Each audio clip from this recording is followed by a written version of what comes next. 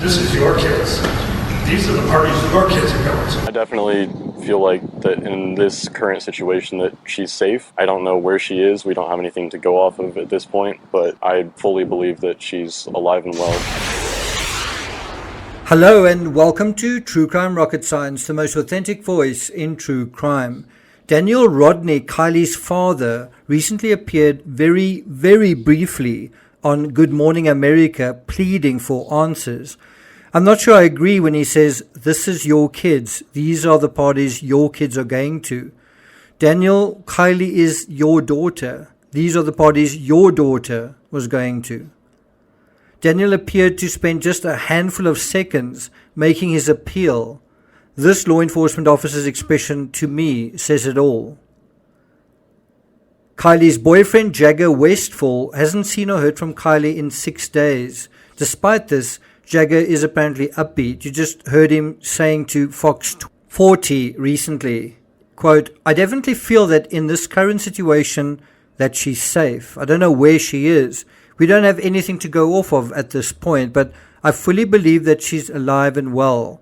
And I fully believe that the two of us, three of us, or other people are going to bring her home safe. End quote. Now, maybe Jagger knows something we don't, but I have to say, I don't share his youthful optimism. Do you? I also think it takes a few circuits around the block to get the hang of the true crime thing, and someone disappearing the way Kiely did, her car also vanishing, and her phone going dead silent at the same time. All of this doesn't bode terribly well. Another friend of Kiely's, Kate Kuno, who in this interview appears alongside Kiely's boyfriend, Jagger Westfall, and at this point it's not clear, is he her current boyfriend? Are they on again, off again? Is he her ex-boyfriend? What is the actual situation? Anyway, Kate described how they spent the day together on the Friday Kiely disappeared. She said, quote, the day of the party I hung out with her, we made creme brulee. Everything was normal.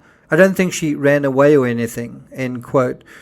Now, something else that's worth noting, although Sammy Smith, another of Kiely's pals, has described the party as scary, it's clear no matter how scary it was, the girl stuck it out to the very end. If it was extremely scary and terrible and some kind of Lord of the Flies horror, you can imagine they would have left after an hour or after 90 minutes instead of leaving at the very end, right?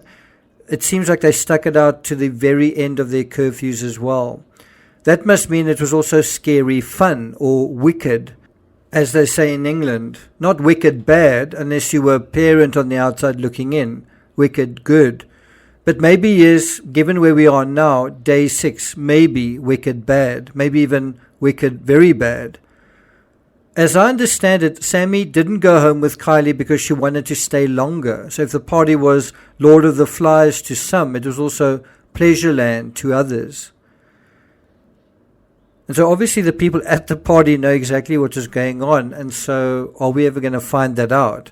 What were they doing? Where were they doing it? Where were they going from the party? If there was like another staging zone, which there often is. One party starts somewhere and then it ends up going somewhere else. Now, before signing off, I want to take note of a map that was highlighted in a mainstream media gallery recently. It's this map. Can you see where it says last seen? And can you see that circle is kind of surrounded in a way by water, certainly on most of the right-hand side. And so if you were driving in a vehicle, and especially if you were driving to the right of that circle, it would be virtually impossible not to drive into the water, especially if you didn't know what you were doing. Of course, if you headed in the right direction, meaning to the left towards, I think it's Highway 89, then you would have been safe.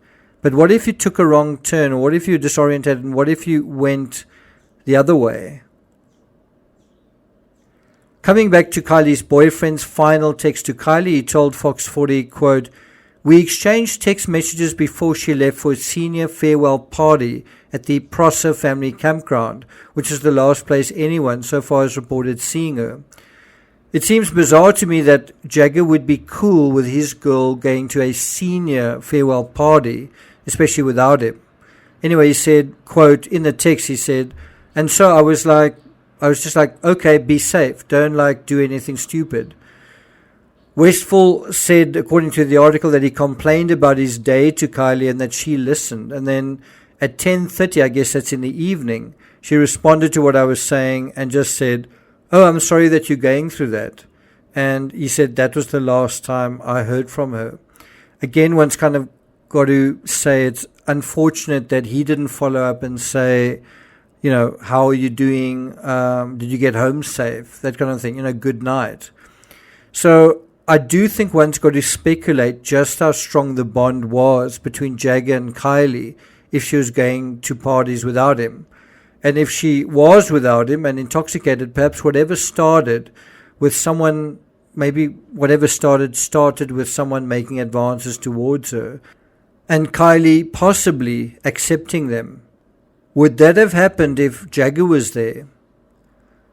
So I'm not going to take it further than that. If you're enjoying the coverage on this channel, be sure to subscribe, like, share, leave a comment. And I'll see you guys next time.